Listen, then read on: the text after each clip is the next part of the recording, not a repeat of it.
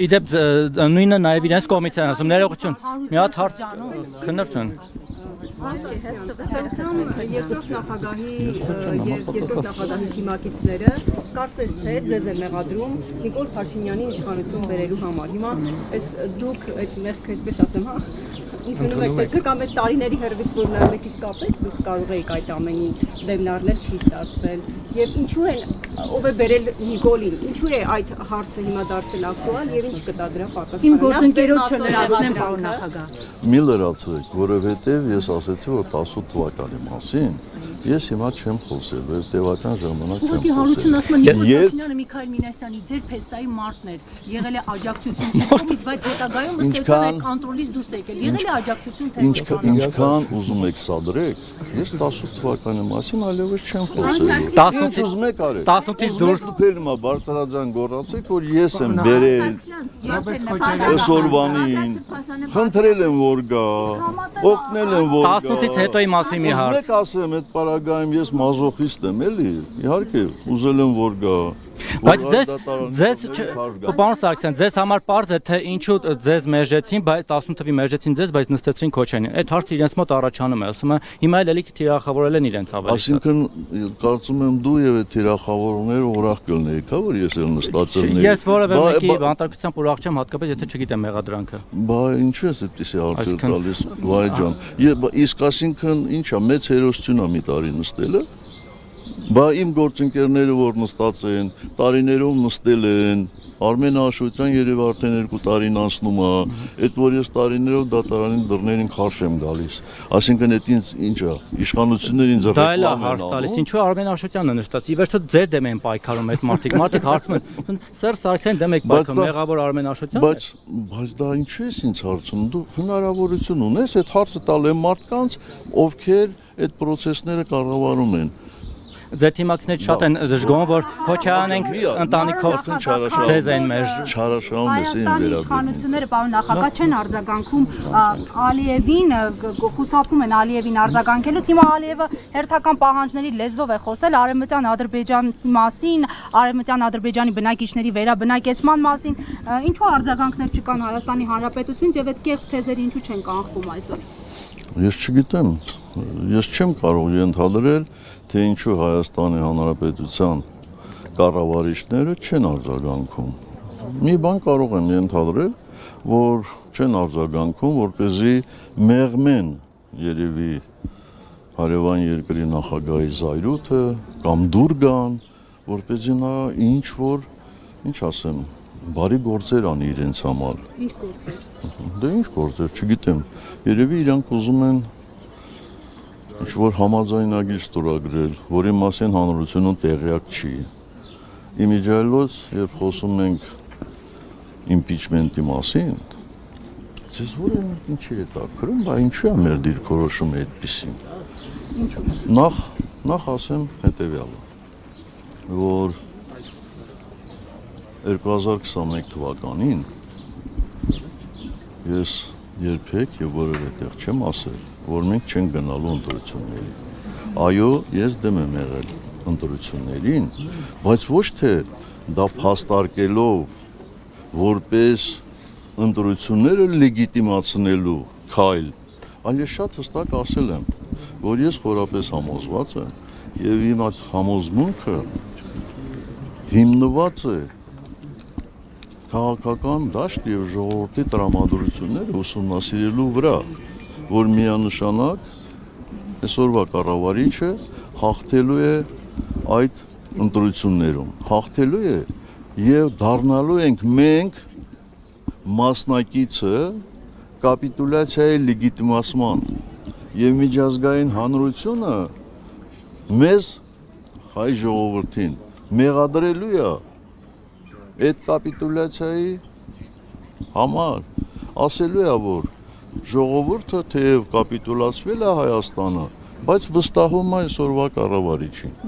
ինչը եւ տեղի ունեցավ։ Մի տարուկես եւ մեր դաշնակիցները եւ մեր գործընկերները դրա վրա են հողում կատարում։ Հիմա եթե սխալ եմ ես կանխատեսել, ասեք սխալ եմ կանխատեսել։ Հաջորդ տարվա ընտրությունների հետ կապված Ես խնդրում եմ մի 3-ական ջել ինձ տվեք, որպեսզի կարողանամ այդ բաները լսել։ Կան նույն համոզմունքը, Կասեք կշարունակեք բանը անցնելու։ Եվ ինչ ճանապարհ եք տեսնում Թույլ տվեք շարունակեմ։ Եթե impeachment-ը չհաջողվի։ Հիմա մենք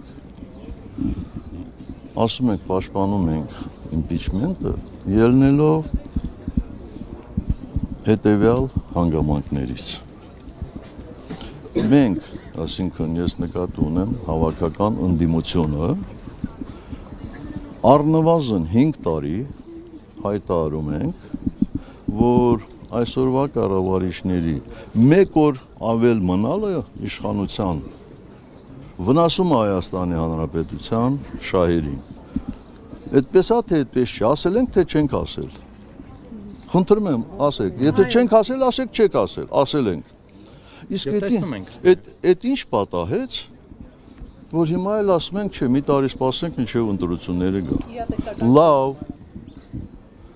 Ես ասացի, 21 ընտրությունները շատ իրատեսական էին, ես իրատեսական չի, 21 եւ 2-րդ։ Դուք չէ, բայց իմ տարիքի մարդիկ գիտեն, որ բազմաթիվ են եղել դեպքերը մեր նորագույն պատմության մեջ, որ մենք գնացել ենք իրադարձությունների, որոնք շատ-շատերի կարծիքով հավանական չէին, բայց հաջողությամբ է տեսակվել։ Բայց խնդիրը դրանում չի։ Ախր թույլ չեք տալիս պատասխանեն ձեր իսկ հարցին, էլի թույլ տվեք, խնդրում եմ։ Հիմա մենք կոնկրետ ես ինչ եմ կարծում։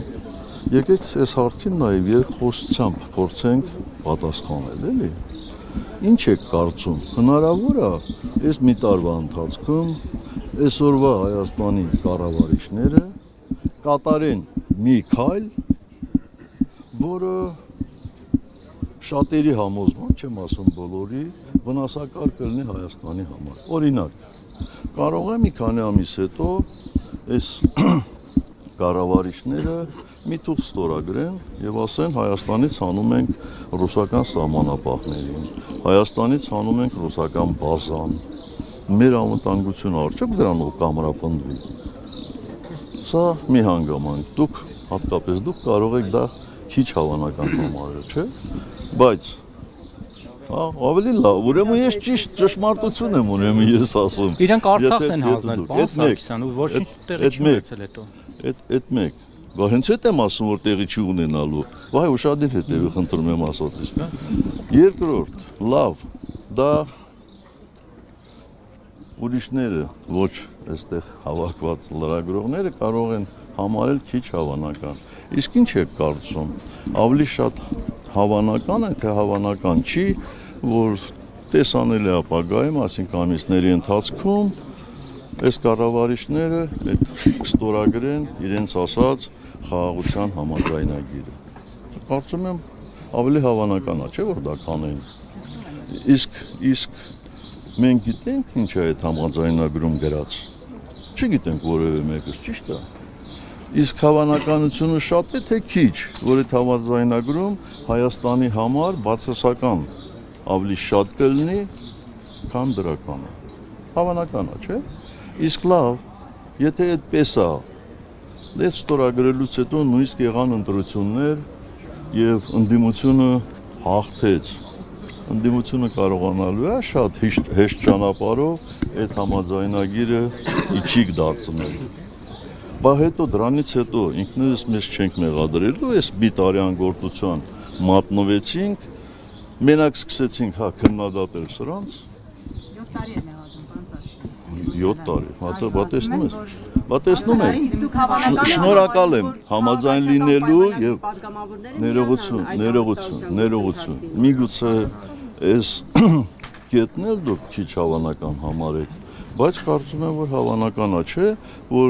1 ամիս, 2 ամիս, 3 ամիս հետո Հայաստանի հատվածից էլ ինչ որ մի հատված փոխանցվի Ադրբեջանին, ինչպես դա տեղի ունեցավ Տավուշում։ Եվ եթե փոխանցվի Ադրբեջանին, ապա լավ, էլի հաղթեցինք, ընդդիմությունը հաղթեց կամ մենք կարողանալու ենք դա ետ վերադարձնել։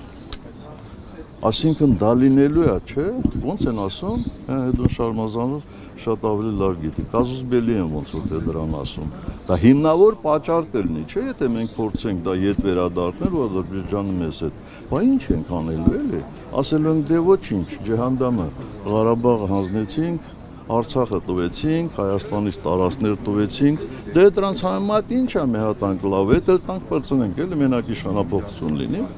ես համաձայն չեմ այդ տեսակետին, այ մեր հիմնավորումները դա է, որ մենք ասում ենք փորձենք։ Իսկ եթե չստացվի, պարոն Սարգսյան, փորձեցինք, սա էլ չստացվի։ Հաջորդ քայլը ինչ է լինելու, հաջորդը։ Եթե այս փամփուշտն էլ չաշխատի։ Ես ասեմ հետևյալը։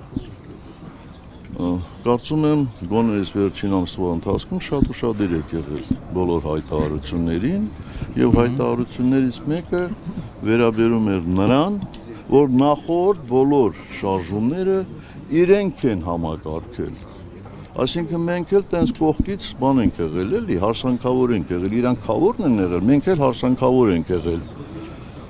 Դե եթե իրանք կուզենան խավորությունը շարունակել, կառաջարկեն փողոցային պայքար, մենք պատրաստ ենք։ Հիմա ձեր եւ Ռոբերտ Քոչարյանի